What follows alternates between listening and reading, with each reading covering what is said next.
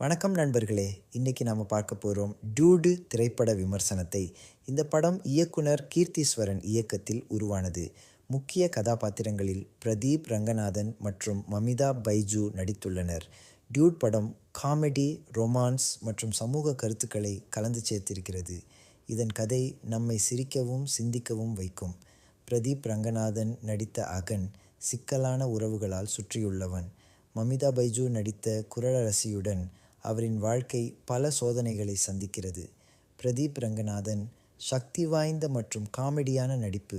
மமிதா பைஜு பலவீனத்தையும் வலிமையையும் காட்டும் நடிப்பு. சரத்குமார் கதைக்கு ஆழம் தரும் முக்கிய வேடம்.